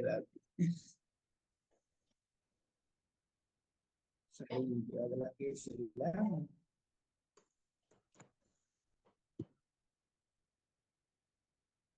பிராந்திய அமைப்புகள் உங்கள்கிட்ட 12வது பாடம், சரியா? உங்கள்ட்ட 12ஆம் பாடம். இந்த 12வது பாடத்தை பாத்தீங்கன்னு சொன்னா சார்க் அமைப்பு பத்தி இருக்குது, ஆசியன் அமைப்பு பத்தி இருக்கின்றது, ஐரோப்பிய ஒன்றியத்தின் தொழிற்பாடு, யூரோப் ஒன்றியம், அடுத்தது வந்து பிராந்திய அமைப்புகள். ஓகே, அந்த முக்கியமாக நாங்க சார்க் அமைப்பு பற்றி தெரியணும். ஏன் சார்க் அமைப்பு பற்றி தெரியணும்? தெற்காசிய நாடுகள் பற்றிய அமைப்பு தானே சார்க் அமைப்பு. நாங்கள் வந்து தென்னாசிய நாடுகள் ஒன்றுதானே இலங்கை. South Asia. ஓ, அப்ப சார்க் அமைப்பில இறுதியாக இணைந்த நாடு என்ன? இறுதியாக ஆப்கானிஸ்தான். என்னது? ஆப்கானிஸ்தான். ஆப்கானிஸ்தான். ஆப்கானிஸ்தான் தலைநகரம் வந்து காபூல். என்னது? காபூல். காவன்னா காபூல். 2007ஆம் ஆண்டு வந்து இது இணைந்து கொண்டது ஆப்கானிஸ்தான். சரியா? ஏற்கனவே 7 நாடுகள் இருந்தது, 8வது நாடாகத்தான் இது வந்து இணைந்து கொண்டது. சரியா? ஏற்கனவே பாகிஸ்தான், பூட்டான், இந்தியா, இலங்கை, மாலதீவு, நேபாளம், பாகிஸ்தான் சொல்லி இவ்வளவு நாடுகளும் வந்து இருந்தது. 8வதாக ஆப்கானிஸ்தானும் சார்க் அமைப்பில இணைந்து கொண்டது. சார்க் அமைப்பு என்னென்றா தென்னாசிய நாடுகளினுடைய ஒத்துழைப்புக்கான வேலை திட்டம். இதை கூட கேட்டிருக்கிறார். சார்க் என்பதன் விரிவாக்கம் யாது? அப்படி கூட கேள்விகள் வந்திருக்கின்றது. சார்க் என்பதன் விரிவாக்கம் யாது? இப்படியான கேள்விகள் கூட வந்திருக்கின்றது. சோ தென்னாசிய நாடுகளின் ஒத்துழைப்புக்கான வேலை திட்டம், தெற்காசிய நாடுகளின் பிராந்திய ஒத்துழைப்புக்கான அமைப்பு அல்ல ஒத்துழைப்புக்கான வேலை திட்டம் எப்படின்னு சொல்லலாம். சரியான பேர் தெற்காசிய நாடுகளின் பிராந்திய ஒத்துழைப்புக்கான அமைப்பு, south Asian association for regional cooperation. இங்கிலீஷ்ல ஒரு நாளும் கேட்க மாட்டான். சார்க் என்பதன் விரிவாக்கம் ஜாதன் இந்த ஆங்கில எழுத்து குறியீட்டை போட்டுட்டு கேட்கலாம். இப்ப இது வந்து 1985 தெற்காசிய நாடுகள் 7 ஒன்றிணைந்துதான் இந்த அமைப்பு உருவாகியது. ஆரம்பத்தில் 7 நாடுகள் தானே இருந்தது. 2007 தான் 8வது நாடு இணைஞ்சு கொண்டது. பங்களாதேஷின் முன்னாள் ஜனாதிபதியான சியாவுர் ரஹ்மான் அவர்களின் அடிப்படை சிந்தனைக்கேற்பதான் இது தோற்றுவிக்கப்பட்டதாம். அந்த அடிப்படையில 83ல வலய நாடுகளின் வெளிவிவகார அமைச்சர்களின் ஆரம்ப மட்ட கலந்துரையாடலின் போது ஒத்துழைப்பு வழங்குவதற்கு இணக்கம் தெரிவிக்கப்பட்ட துறைகளாக டெல்லி பிரகடனம் என்று சொல்லி கொண்டு வரப்படுது. இதுல முக்கியமாக நீங்க தெரிய வேண்டியது என்னன்னா சார்க் அமைப்புக்கான விரிவாக்கம் தெரிஞ்சிருக்கணும். மற்றது வந்து ஹிஸ்டரி எல்லாம் பெருசா கேட்கறது இல்ல. இறுதியாக இணைந்த நாடுகள் என்ன, ஏற்கனவே உள்ள 7 நாடுகளும் என்ன, இணக்கம் தெரிவிக்கப்பட்ட துறைகள், இதை கேட்கறது உண்டு. பார்ட் 1ல கேட்கல வந்து இந்த இணக்கம் தெரிவிக்கப்பட்ட துறைகளை அவன் கேட்பான். ஏன் இணக்கம் தெரிவிக்கப்பட்ட துறைகளை கேட்கிறேன்னா பார்ட் 1ல கொஸ்டின் போடுவோம் சொன்னா சார்க் அமைப்புல போடுவோம்னா சார்க் அமைப்பில் இணக்கம் தெரிவிக்கப்பட்ட துறைகள் என்று போட்டு 5 விடய போடுகிற தேவையில்லாத 4 விடய போட்டுட்டு தேவையான ஒரு விடையை போடுவார். அப்ப சரியான விடையை நீங்க சாய்ஸ் பண்றதுக்கு ஏற்ற மாதிரி அந்த கேள்வியை கேட்கிறது உண்டு.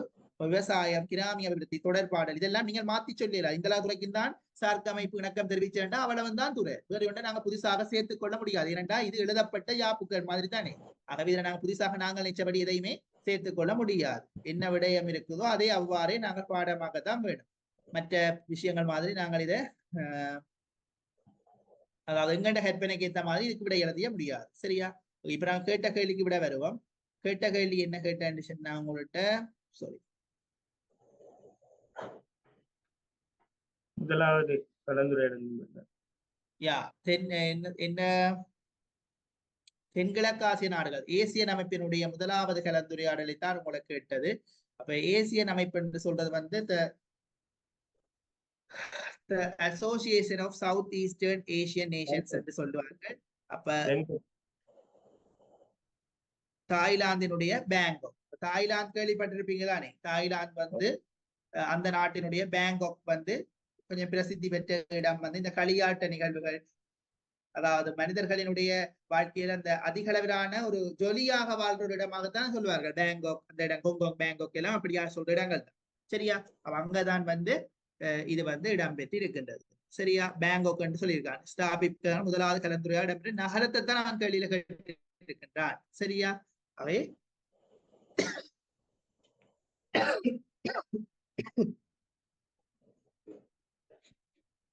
ஓகே.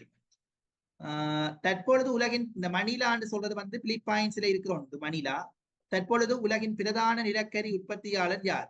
யாரு நிலக்கரி உற்பத்தியில் பிரதான இடத்தை வகிக்கின்றது? இந்தியா, சீனா. சீனா. சீனா. அதே சமயம் உயர் வகை காரியத்தை உற்பத்தி செய்கின்ற நாடு இது. இந்தியா. நோ, இலங்கை. உயர் வகை காரியத்தை உற்பத்தி செய்கின்ற நாடு என்ன? தூய காரியம், இலங்கை. சரியா? பிரதான நிலக்கரி உற்பத்தியாளர் வந்து சீனா. அதே சமயம் உயர்ந்த வகையான காரியம் உற்பத்தியில பெயர் பெற்ற நாடு வந்து உயர் வகை காரியம், அது வந்து இலங்கை. சரியா? காரியம் வேற, நிலக்கரி வேற, தெரியும் தானே? இலங்கையில அனல் மின் நிலையம் எங்க இருக்குது? புத்தளத்துல இருக்கிற நுரைச்சோலையில இருக்குது. ஓகே. அதே சமயம் இந்த எண்ணெய் சுத்திகரிப்பு நிலையம் எங்க இருக்கு? இதெல்லாம் கொஞ்சம் அந்த ஜெனரல் நாலேஜ் வந்து தெரிஞ்சிருக்கணும் என்று சொன்னா சில கேள்விகள் வாரதுண்டு தானே. சபுகஸ்கந்தையில இருக்குதா? ஓ, தற்போது உலகின் பிரதான நிலக்கரி. சரி, ஓகே. ஐரோப்பிய யூனியன் என்பது ஒரு சுதந்திர வர்த்தக நிறுவனம், பொருளாதார மற்றும் அரசியல் நிறுவனம், இராணுவ கூட்டமைப்பு, சர்வதேச சூழலியல் நிறுவனம், எண்ணெய் ஏற்றுமதி நாடுகளினுடைய சங்கம். எது விட தம்பி? இல்ல, ஐரோப்பிய ஒன்றியம் என்ற ஐரோப்பிய யூனியன் என்றது வந்து எப்பொழுது ஒன்றியத்தை தானே நாங்கள் இங்கிலீஷ்ல வந்து யூனியன் என்று வாங்க, அப்படித்தானே? சர்வதேச இராணுவ கட்டமைப்பு இல்ல, சரியான விட வந்து பொருளாதார மற்றும் அரசியல் நிறுவனம். சரியா? ஐரோப்பிய யூனியன்ன்றது யூரோப்பியன் யூனியன். சோ அது வந்து எப்பவுமே பொருளாதார மற்றும் அரசியல் நிறுவனமா இருக்கும். அதே சமயம் இதுக்கு சொல்லுங்க, எண்ணெய் ஏற்றுமதி நாடுகள் வந்து உருவாக்கப்பட்ட சங்கத்துக்கு பேர் தான் ஒபேக் அமைப்பு. என்ன அமைப்பு? ஒபேக். சரி, இதெல்லாம் இப்ப இப்படி வரை வார சந்தர்ப்பங்களை நோட் பண்ணி கொள்ளுங்க. தேவையான சந்தர்ப்பங்களை பிறகு கேள்வியில பாய்ச்சு கொள்ளலாம். எண்ணெய் ஏற்றுமதி நாடுகள் சங்கம் வந்து ஒபேக். மற்றதெல்லாம் தேவையில்லாத ஒரு விஷயங்கள்லாம் உங்களுக்கு இருக்குது. ஓகே. அடுத்து, உயர் தொழில்நுட்ப கைத்தொழில்களின் அமைவிடத்தை தீர்மானிக்கின்ற பிரதான காரணி யார்? 32வது கேள்வி பாரு. மூலப்பொருட்கள் கிடைக்கக்கூடிய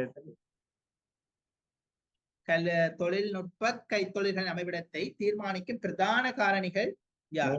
பிரதான காரணி யார்?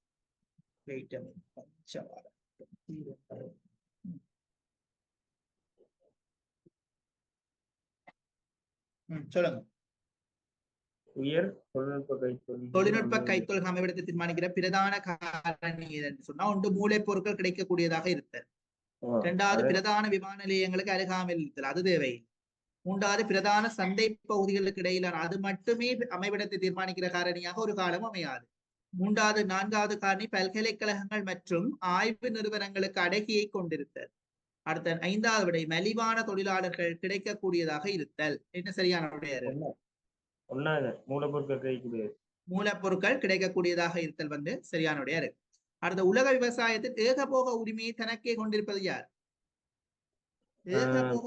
ஏகபோகம் என்றாலே தனக்கே உரிமையான உரிமை, அதாவது கொண்ட தனக்கே உரிமையா வச்சிருக்கிறது. அவைக்கு மட்டும்தான் அந்த கம்பெனி ஸ்பெசிஃபை. உதாரணமா நாங்க சொல்லுவோமே, என்ன சொல்றது, ஒரு பிராண்ட் இருக்கும் தானே. உதாரணம் நோ லிமிட் சொன்னா நோ லிமிட் டிஷர்ட்ன்றது நோ லிமிட்டுக்குரிய பிராண்ட். அப்ப அப்படி ஒன்று உலக விவசாயத்துல அவைக்கு நோ லிமிட்டுக்கு ஒரு தனியான ஒரு இமேஜ் ஒன்று இருக்குதானே. அதே மாதிரி உலக விவசாயத்துல ஏகபோக தனி உரிமை கொண்டிருப்பது யார்? பல்தேசிய கூட்டுத்தாபனங்கள். நீங்க இன்னுமே நினைக்கிறேன் இந்த பாடம் படிக்கலோ படிச்சிருப்பீங்களே, உலக விவசாயம் படிச்சானே. பல்தேசிய கூட்டுத்தாபனம். சரி, அடுத்தது, பின்வரும் விடைகளுள் எது மகாபலி குடியிருப்புகளின் முனைப்பான அம்சத்தினை சரியாக காட்டுகிறது? மகாபலி குடியிருப்பு.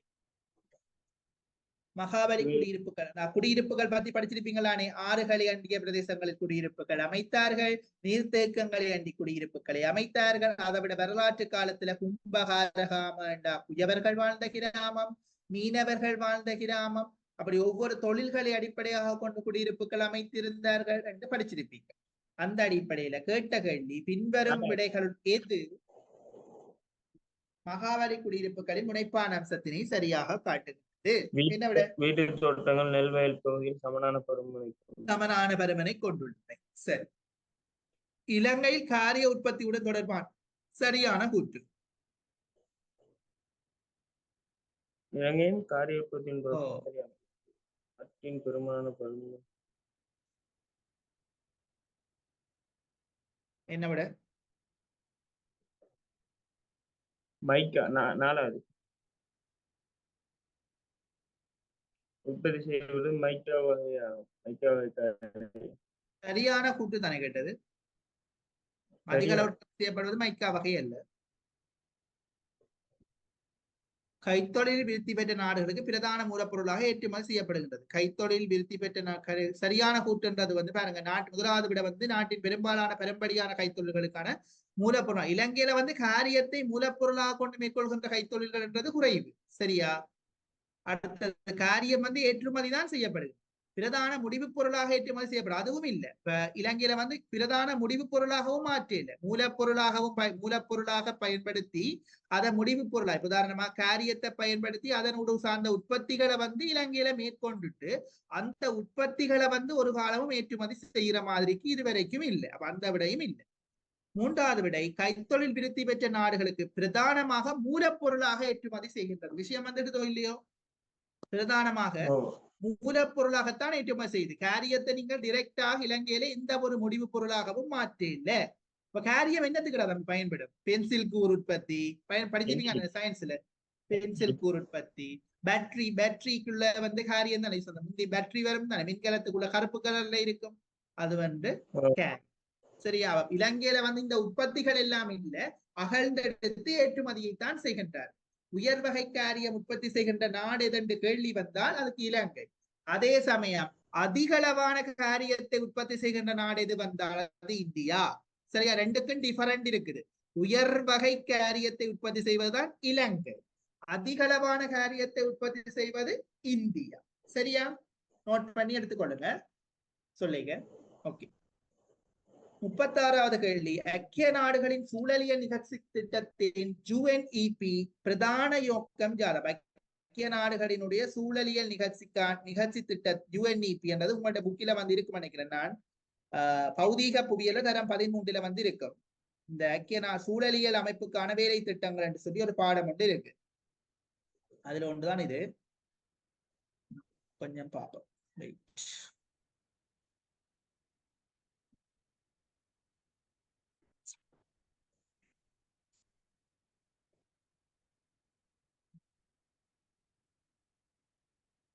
நான் நினைக்கிறேன் 2020ஆம் ஆண்டு தான். எஸ், சுற்றுலா கைத்தொழில் தொடர்பான கேள்வி ஒன்று வந்தது. ஏனென்று சொன்னா 2020ஆம் ஆண்டுல இலங்கையின் சுற்றுலா கைத்தொழில் சரியானது ஒரு வீழ்ச்சியை கொண்டிருந்தது. என்ன காரணம்? ஒன்று கோவிட், மற்றது பொருளாதார ஒன்று கோவிட் காரணமாக இருந்தது. அதை விட பாத்தீங்கன்னா குண்டு வச்சது ஒரு காரணமாக இருந்தது. என்று சொன்னா அந்த சாக்லாண்ட குண்டு வைப்பை தொடர்ந்து என்ன செய்யப்பட்டது? மக்கள் இலங்கைக்கு வருகின்ற அந்த வரவு கொஞ்சம் காலம் மட்டுப்படுத்தப்பட்டிருந்தது தானே, பயத்துல கொஞ்சம் வராம இருந்தது கொஞ்சம் காலம். அப்ப ரெண்டு காரணம், ஒன்று COVID-19 இருந்துச்சு, மற்றது இந்த குண்டு வைத்த அந்த செயற்பாடுகள் பயங்கரவாத தடுப்பு சட்டம், பயங்கரவாத செயற்பாடுகள் காரணமாக இலங்கைக்கு கொஞ்ச காலம் மக்கள் வராம இருந்தார். அப்ப சுற்றுலா கைத்தொழிலோட வீழ்ச்சியைத்தான் 2020ஆம் ஆண்டுல நீங்க பார்க்கக்கூடிய மாதிரி, அது இலங்கை மட்டுமில்ல, ஆல் ஓவர் த வேர்ல்டு அது தொடர்பான பிரச்சனைகள் இருந்தது.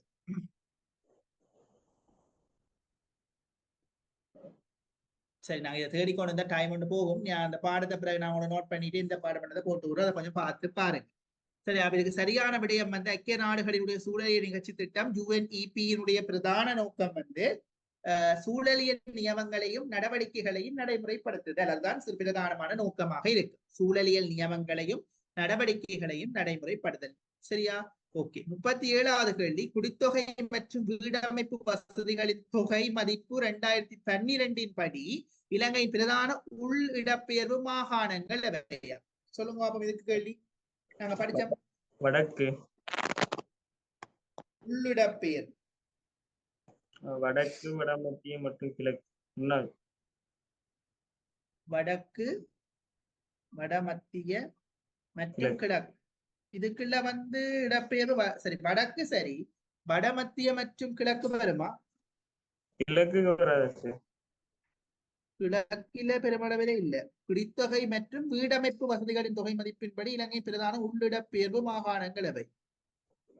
என்னவா இருக்கு? உள்ளிடப்பெயர்வுனா உள்ளூருக்குள்ள நடக்கிற இடம்பெயர்வு, வெளியூர் இல்ல, உள்ளூருக்குள்ள நடக்கிற இடம்பெயர்வாக இருக்கும்.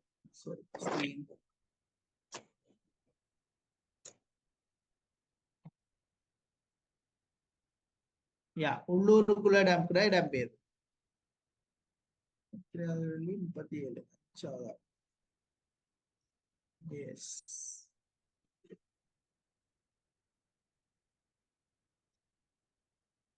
அதுல வந்து வடமத்திய மாகாணம் அனுராதபுரத்தில இருந்து பெருமளவில மக்கள் இடம்பெயர்வு வந்து காட்டையில. வடமத்திய மாகாணம் என்று அனுராதபுரம் புனர்வை தானே வரும். அது வந்து அந்த அடிப்படையில வடமத்திய முதலாவது விட நிராகரிக்கலாம்.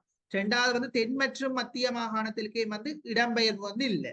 மூன்றாவது விட வந்து கிழக்கு மற்றும் மேற்கு மற்றும் வடக்கு. அதுல பாத்தீங்கன்னு சொன்னா மேற்கு மாகாணம் என்று சொல்லி அந்த மேல் மாகாண சைட்டை நீங்க பாத்தீங்கன்னு சொன்னா அங்கேயும் பெருமளவிலே இல்லை. உள்ளூர் இடப்பெயர் வந்து அங்கேயும் நீங்க சொல்ல வேண்டிய அவசியம் இல்லை. ஏனென்று சொன்னா இடம்பெயர்ந்து போகணும். அதாவது அதுதான் நான் கேட்டு, உள்ளூர் இடப்பெயர்வுன்றது வந்து குறித்த 2 மாகாணங்களிலிருந்து மேற்கொள்ளப்படுகின்ற இடப்பெயர்வுகளாகத்தான் இருக்கு. அடுத்தது வந்து 4வது விடையும் வராது. மேற்கு வடக்கு சப்ரகமுவால் எல்லாம் இடம்பெயர்வுன்ற கதையே இல்லை, அதை விட வராது. 5வது வந்து பொருந்தும் என்று சொன்னா வடமேற்கு மற்றும் வடமத்திய மாகாணங்கள். வடமத்திய மாகாணம் என்று சொல்லிக்கல வந்து இந்த மிக திருத்தமான விடையை நாங்கள் ஒப்பிட்டு பார்த்தோம் என்று சொன்னால்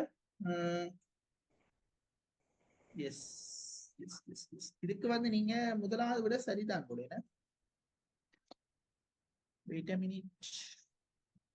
மேற்கு, வடமேற்கு மற்றும் வடமத்திய மாகாணம். இதோட ஒப்படைக்க வடமேற்கு எல்லாம் அவ்வளவு வேண்டி இல்லை. நாங்க ஃபர்ஸ்ட் விடையை எடுத்துக்கொள்வோம். சரியா? நீங்க ஃபர்ஸ்ட் தானே சொன்னேன் தம்பி? அதை எடுத்துக்கொள்வோம். சரி. அடுத்தது, இலங்கையின் விவசாய நடவடிக்கையானது தரைக்கீழ் நீரின் பெரம்பலிலேயே பெரிதும் தங்கியுள்ளது என்பதை சரியாக எடுத்துக்க. தரைக்கீழ் நீர் என்றா என்ன? தரைக்கீழ் நீர் பைப் மூலம் தரைக்கு அடியில இருக்கும். என்ன அது எப்படி நாங்கள் பெற்றுக்கொள்றோம்? குழாய் நீர் விநியோகம். கிணத்துக்குள்ள குழாய் அடிக்கிறோம் தானே, குழாய் அடித்து தண்ணி எடுக்கிறோம் தானே, அதான் தரைக்கீழ் நீரப்படுகின்ற ஒரு வழிமுறை. இப்ப தரைக்கீழ் நீர் என்று சொன்னோம்டா நீங்க படிச்சிருப்பீங்க, ஓடும் நீர், காற்று, கடலலை, பனிக்கட்டியாறு, பாலைவன நில உருவங்களை போல இந்த புறவிசை நில உருவங்களை தரைக்கீழ் நீர் சார்ந்த நில உருவங்கள் படிச்சிருப்பீங்க. போனட், புனற்பள்ளங்கள், விழுங்கு துளைகள், உவாலஸ்கள், போல்ஜேக்கள் என்றெல்லாம் படிச்சிருக்கீங்க தானே? எஸ். அப்ப தரைக்கீழ் குகை கீறி அதுக்குள்ள புனற்பள்ளம் என்றா என்ன, விழுங்கு துளை என்றா என்ன, உவாலஸ் என்றா என்ன, போல்ஜே என்றா என்ன என்று சொல்லி புறவிசை நில உருவங்களை படிச்சிருப்பீங்க. அப்ப அந்த தரைக்கீழ் நீர் என்னத்துக்கு பயன்படும் என்று சொன்னா விவசாயங்களுக்காக நாங்க அன்றாட வாழ்க்கைக்கு எல்லாம் பயன்படுத்துறோம். இலங்கையில வந்து மன்னார்ல இருக்கிற வனாத்த வில்லு முருங்கன் தாளில வந்து தனக்கீழ் நீர் அதிக அளவில சேமித்து வைக்கப்படுமா. வனாத்த வில்லு முருங்கன் தாளி என்று சொல்லப்படுகின்ற இடத்துலதான் அதிக அளவிலான தரைக்கீழ் நீர் வந்து சேமித்து வைக்கப்படுகின்ற இடம். எங்க இருக்குது? மன்னார்ல முருங்கன் தாளி என்று சொல்லப்படுகின்ற இடத்துல வனாத்த வில்லு என்று சொல்லப்படுகிற அந்த பிரதேசத்துலதான் இந்த அதிக அளவிலான தரைக்கீழ் நீர் வந்து சேமித்து வைக்கப்படுது. சரியா? இப்ப கேள்விக்கு வருவோம். இலங்கையில் விவசாய நடவடிக்கையான தரைக்கீழ் நீரின் நிரம்பலிலேயே பெரிதும் தங்கியுள்ளது என்பதனை சரியாக எடுத்து காட்டுகின்ற விடை எது? இதுக்கு விட தரைக்கீழ் நீர் வந்து நாங்கள் பெருமளவில மலைப்பாங்கான பிரதேசத்துல பெற்றுக் கொள்ளலாமா தம்பி? இல்ல. அப்ப கூட வடமாகாணத்துல, வடமத்திய மாகாணத்திலையும் பெருமளவுக்கு சான்ஸ் ஒன்று இல்ல. கூட பெற்றுக்கொண்டு வடமாகாண மக்கள், கிழக்கு மாகாணம் இந்த சைட்ல தான் இருக்கு. அதுவும் அதிகம் வடமாகாணம் தான். யாழ்ப்பாண குடாநாட்டுல வந்து மரக்கறி செய்கைக்காக என்னத்தை பயன்படுத்துவார்கள்? தரைக்கீழ் நீரை பயன்படுத்துவார்கள். சரியா? ஓகே. வளர்ச்சி அடைந்து வரும் நாடுகளின் மீது பூகோளமயமாக்கம் சாதகமான ஒரு தாக்கம். பூகோளமயமாக்கம் படிச்சீங்களா? வாய்ச்சிருக்கீங்களா ஹைட்ல? குளோபலைசேஷன், பூகோளமயமாக்கல் என்றது குளோபலைசேஷன், மானிட புவியலின் கடைசி பாடம் பூகோளமயமாக்கல். சரியா? பூகோளமயமாக்கத்தின் சாதகமான ஒரு தாக்கம் என்ன? உலகம் சுருங்கி உள்ளங்கையில வந்துச்சு என்று சொல்லுவாங்க. ஏன்னா எல்லாமே ஒரு கம்ப்யூட்டர்ல அல்லது ஒரு போனுக்குள்ள இருக்கிற மாதிரிக்கு இந்த உலகம் இருக்குன்னு சொன்னா அதான் பூகோளமயமாக்கல். உலகம் சுருங்கி உள்ளங்கையில வந்தது குளோபலைசேஷன் சுருக்கமா சொன்னா. அப்ப இந்த 39வது கேள்வி, வளர்ச்சி அடைந்து வரும் நாடுகள் நாங்கள் அபிவிருத்தி அடைந்த நாடா அபிவிருத்தி அடைந்து வரும் நாடா தம்பி? அபிவிருத்தி அடைந்து வரும் நாடு. Yes, developing countries, not developed countries. அப்ப வளர்ச்சி அடைந்து வரும் நாடுகளின் மீது பூகோளமயமாக்கத்தின் சாதகமான ஒரு தாக்கம் என்ன விட பார்த்தா சொல்லலாம். செல்வந்த மற்றும் வருமான இது இல்ல இல்ல சாதகமான ஒரு தாக்கம் தான் கேட்டது என்ன? முதலாவது செல்வந்த மற்றும் வறிய மக்களுக்கு இடையிலான வருமான இடைவெளி குறைவடைதல். வளர்ச்சி அடைந்து வரும் நாடுகள் அபிவிருத்தி அடைந்து வரும் நாடுகள்ல பூகோளமயமாக்கத்தின் சாதகமான தாக்கம் என்று சொன்னா என்னவா இருக்கு? முதலாவது விட சாத்தியம் இல்லை. செல்வந்த மற்றும் வறிய ஒரு நாட்டில வறியவர்கள் இருப்பார்கள், உயர்ந்த பணம் உழைக்கிற வர்க்கத்தினர் இருப்பார்கள், மத்தியதர வர்க்கத்தினர்கள் இருப்பார்கள். இப்ப செல்வந்த மற்றும் வறிய மக்களுக்கு இடையிலான வருமான இடைவெளி குறைவடைதல் என்று சொன்னா ஒரு காலமும் இல்லை. பூகோளமயமாக மனிதனுக்கு இடையிலான செலவுகள் அதிகரிக்குமோ குறைவடையுமோ? அதிகரிக்கும். எனவே அந்த வருமான இடைவெளி குறையுமா? ஒரு காலம் குறையாது, இன்னும் அதிகரிக்கும். மரபு ரீதியான கைவினை கைத்தொழில்கள் அபிவிருத்தியை ஊக்குவித்தல். பூகோளமயமாக்குற என்று சொன்னா அங்க மரபு ரீதியான செயற்பாடுகள் பெருமளவில் என்ன செய்யும்? மழுங்கடிக்கப்படும். அதனுடைய தாக்கம் குறைஞ்சு கொண்டு போகும். மூன்றாவது வெளிநாட்டு நேரடி முதலீடுகளின் ஊடாக உள்ளூர் பொருளாதாரத்துக்கான வலுவூட்டல் இடம்பெறும். இது கொஞ்சம் சரி மாதிரி தெரியுது, நம்ம அடுத்தபடியே பார்ப்போம். தேசிய விழுமியங்கள் மரபுகளை வலுப்படுத்துமா? பூகோளமயமாதல் என்றா இது நடக்குமா? தேசிய விழுமியங்கள் மரபுகள் வலுப்படுத்தப்படுமா தம்பி? இல்ல இல்ல. போனுகள் அந்த கல்ச்சருக்கு எல்லாம் நாங்கள் மாறிக்க அந்த கல்ச்சர் இல்லாம போயிடும். அதாவது எங்களுடைய ஆரம்ப காலத்துல இருந்த சம்பிரதாயங்கள் பழக்க வழக்கங்கள் எல்லாமே குறைவடைந்திடும். இன முரண்பாடுகளையும் பயங்கரவாத நடவடிக்கைகளையும் தளர்வடைய செய்யும். தளர்வடைய செய்யும் என்று சொன்னா குறைக்கிறது. அப்படியோ இல்ல, என்ன செய்யும்? அதிகரிக்கும்.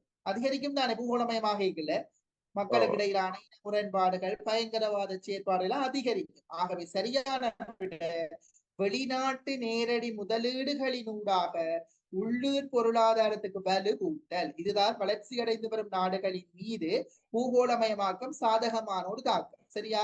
உங்க தரம் 13 கடைசி செப்டர் நினைக்கிறேன்.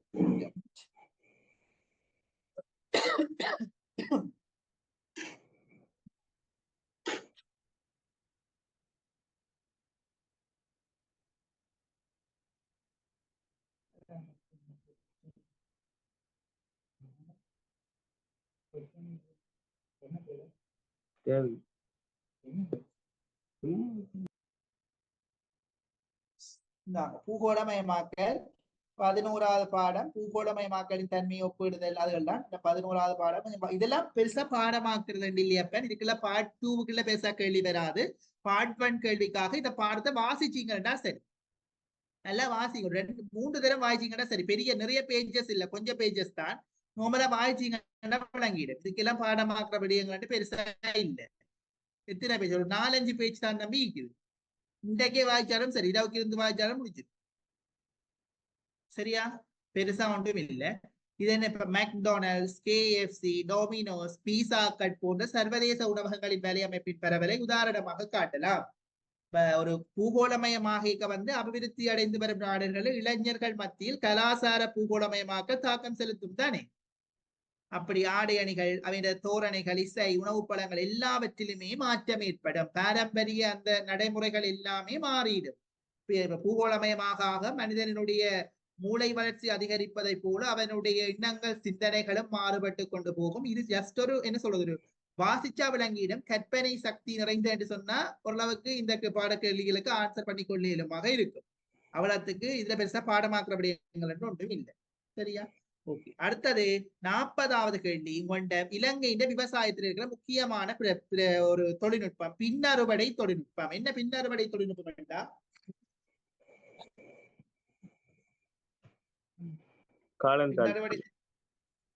இல்ல, பின்னறுவடை என்றாடா அறுவடைக்கு பின்னர், இப்ப உதாரணமாக நீங்க நெல்லை விதைக்கிறீங்க, அதை அறுவடை செய்த பின்னர் அந்த நெல்லை வந்து எடுத்து செல்வதன் முதற்கொண்டு அதனை ஏனையோ இன்னொரு உற்பத்தியாக நாங்கள் மாற்றுகின்ற வரைக்கும் இருக்கிற தொழில் செயற்பாடுகளைத்தான் பின் அறுவடை தொழில்நுட்பம் என்று சொல்றது.